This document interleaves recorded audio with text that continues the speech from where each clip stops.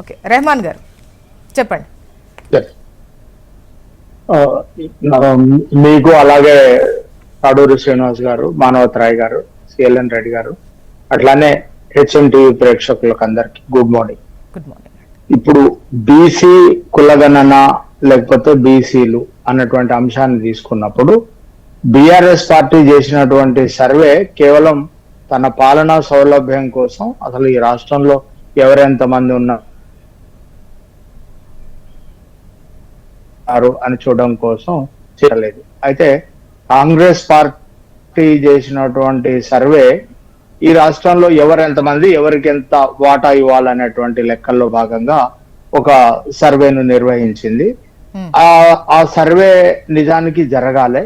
ఎందుకంటే బీజేపీ చెప్పేది ఏంటంటే హిందువులు ముస్లింలు అంతేనండి ఈ దేశంలో, ఇంకెవరు లేరు, ఈ రెండే అనేటువంటిది సబ్జెక్ట్ వాళ్ళది. అట్లా కాదు, ఉత్పత్తి కులాలు ఉన్నాయి, హిందువులలో అణగారినటువంటి వర్గాలు ఉన్నారు, బహిష్కృతులు ఉన్నారు, తరతరాలుగా సంపదకు దూరమైనటువంటి వాళ్ళు ఉన్నారు, ఉత్పత్తిలో భాగమై ఈ దేశానికి తిండి పెట్టినటువంటి వాళ్ళు ఉన్నారు, కమ్మరి, కుమ్మరి, సాకలి, మంగలి, వడ్రంగి, పద్మశాలి, ఇట్లా రకరకాల కులాలు ఈ దేశంలో చెమటోడ్చి పనిచేసినటువంటి ఈ కులాలకు తగినంత ప్రాతినిధ్యం లభించలేదు. అలాగే బ్రాహ్మణ, క్షత్రియ, వైశ్య, శూద్ర ప్రజల్ని 4 భాగాలుగా విభజించి ఎవరైతే శూద్రులు ఉన్నారో ఈ శూద్రులకు హక్కులు లేకుండా చేశారు. అలాగే భూమి మీద కానివ్వండి, మిగతా ఉత్పత్తి కారకాల మీద కానివ్వండి హక్కులు లేకుండా చేశారు. వాళ్ళ హక్కులు వాళ్ళకు చెందాలి అనేటువంటి వాదన జ్యోతిబా పూలే గారి దగ్గర నుంచి మొదలైనటువంటి ఒక పెద్ద నినాదం. తర్వాత బీసీలకు రిజర్వేషన్ ఇవ్వాలని చెప్పేసి మండల్ కమిషన్ బీపీ సింగ్ అంటే మూలన పడ్డదాన్ని తీసుకొచ్చినప్పుడు దానికి కౌంటర్ గా బీజేపీ నేతృత్వంలో కమండల్ ఉద్యమం నడిచింది. రథయాత్ర మొదలుపెట్టి దేశవ్యాప్తంగా కర్ఫ్యూ కూడా నడిచింది. ఆ బీపీ సింగ్ ప్రభుత్వాన్ని కుప్పగొల్చిన దాంట్లో ఘనత వహించింది ఆ రోజు మనం చూసినాం. అయితే మతపరమైన రిజర్వేషన్లు ఉండడానికి వీల్లేదని చెప్పి ఇంతకుముందు మిత్రుడు శ్రీనివాస్ గారు అన్నారు. మహారాష్ట్రలో ముస్లింలకు రిజర్వేషన్ ఉంది, అక్కడ బీజేపీ అధికారంలో ఉంది, యూపీలో ఉంది, బీహార్లో ఉంది. బీజేపీ పాలిత అన్ని రాష్ట్రాలలో ముస్లింలు బీసీలుగా ఉన్నారు. మరి అక్కడ రద్దు చేయడానికి లేకపోతే అక్కడ దీని మీద మాట్లాడతలేరు.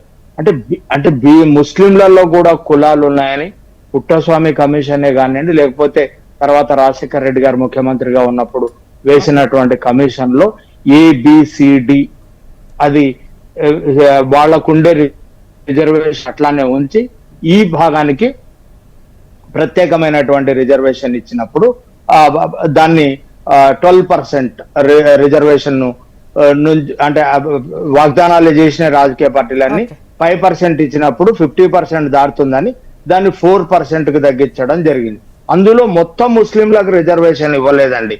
మళ్ళా ఇప్పుడు బీసీ డెడికేషన్ అంటే బీసీ కమిషన్ కూడా తెలిసింది ఏంటంటే బీసీలో అంటే ముస్లింలలో కూడా అప్పర్ క్యాస్ట్ ఉంది. 12% లో 9%కే రిజర్వేషన్ ఉన్నది, మిగిలిన 3% కు రిజర్వేషన్ లేదండి.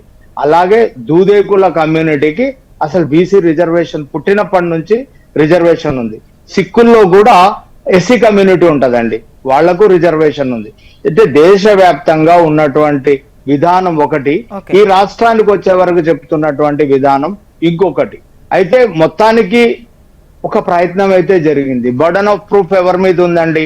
ఇప్పుడు కాంగ్రెస్ పార్టీ చేసినటువంటి సర్వే ప్రయత్నం తప్పు అని నిరూపించాలంటే ఇంకో డాటాను సరిచూడాలి. ఆ డాటా పబ్లిక్ డొమైన్ లో లేదు. ఒకవేళ బీఆర్ఎస్ దగ్గర ఉండొచ్చు, బీఆర్ఎస్ దగ్గర కనుక ఆ డాటా ఉంటే ఆ డాటాను పోల్చి మా దగ్గర ఉన్నటువంటి డాటా మీ డాటా అంటే ఏదైనా సైంటిఫిక్ డాటానే కదండి మనం మాట్లాడుకోవాల్సింది. అంటే ఇది తప్పు అని చెప్పడానికి, ఒప్పు అని చెప్పడానికి ఇంకొక లెక్కలు ఉండాలి. కాబట్టి ఒక ప్రయత్నం అయితే ఈ రాష్ట్రంలో జరిగింది. బీసీలకు ఖచ్చితంగా రిజర్వేషన్ ను పెంచాలి. ఇదంతా రిజర్వేషన్ ఏం కాదండి, వాళ్ళ వాటా వాళ్ళకి ఇవ్వడం. అప్పర్ క్యాస్ట్ 10% కు రిజర్వేషన్ ఇవ్వడానికి వాళ్ళు ఉన్నదే 10%. దానికి వేసినటువంటి డెడికేషన్ కమిషన్ వద్దని చెప్పింది రిజర్వేషన్. అప్పర్ క్యాస్ట్ కు రిజర్వేషన్ అంటే కేశవానంది భారత్ కేసులో రిజర్వేషన్ అనేది ఎవరికి ఇస్తారండి? సామాజిక వెనకబాటుతనానికి మాత్రమే రిజర్వేషన్ ఇవ్వాలని చెప్పింది. అంటే కేశవానంద భారతి కేసులో సుప్రీంకోర్టు చెప్పింది ఏంటండి, రాజ్యాంగ స్ఫూర్తికి విరుద్ధంగా రాజ్యాంగ సవరణలు చేయొద్దని చెప్పింది. రాజ్యాంగ స్ఫూర్తికి విరుద్ధంగా ఈడబ్ల్యూఎస్ రిజర్వేషన్ మొత్తం 10% కి ఇచ్చేశారండి. అంటే అప్పర్ క్యాస్ట్ లో 3% పేదలు ఉంటే 10% కి రిజర్వేషన్ ఇచ్చారు.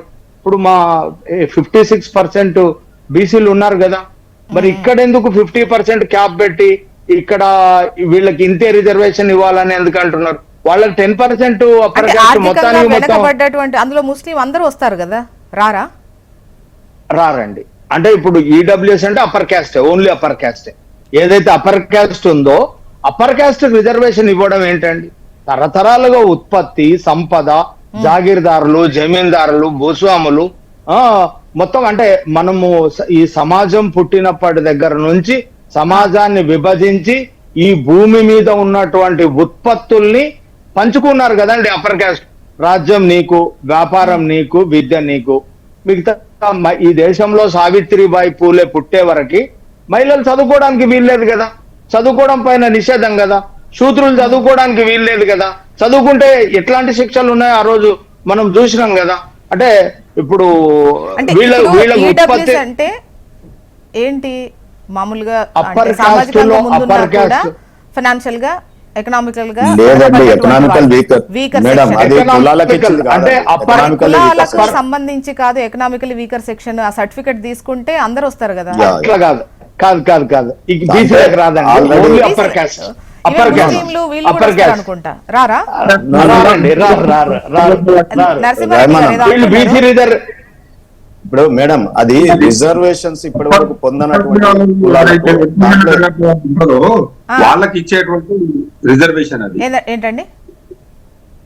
ఇప్పుడు అప్పర్ క్యాస్ట్ సింపుల్ గా అప్పర్ క్యాస్ట్, బట్ అంటే ఎకనామిక్ వీకర్ సెక్షన్ కి ఇస్తున్నటువంటిది వీకర్ సెక్షన్ అన్నారు. బట్ 10% ఇవ్వడం ఏంది అనేది 10% ఇచ్చేసారు, 10% ఇచ్చేసారు. ఇక్కడ ఇప్పుడు వీళ్ళకి 10% ఇవ్వడం తోటి 60% రిజర్వేషన్ అయిపోయింది, షెడ్యూల్ లో పెట్టేశారు. ఇక్కడ 42% రిజర్వేషన్, 56% ఉన్న వాళ్లకు 42% అడిగేటప్పుడు ఇక్కడ 50% క్యాప్ దాడుతుంది, అంత ఇవ్వడానికి వీల్లేదని చెప్పి కోర్టులు ఆపుతున్నాయి.